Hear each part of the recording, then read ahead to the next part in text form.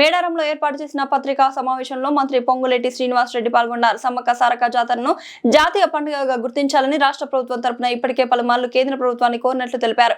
ఈ నేపథ్యంలో కేంద్ర మంత్రుల పర్యటనతో ఈ అంశం త్వరలోనే సాకారమవుతుందని ఆశాభావం వ్యక్తం చేశారు. సమ్మక్క సారక్క జాతరను గిరిజనుల ఆత్మగౌరవానికి ప్రతీకగా మరో కుంభమేళగా ఆయన అభివర్ణించారు. ఈ మహాజాతర విజయవంతంగా నిర్వహించేందుకు అంకిత భావంతో కృషి చేసిన అధికారులు, సిబ్బంది, సహకరించిన మీడియా మిత్రులకు మంత్రి కృతజ్ఞతలు తెలిపారు.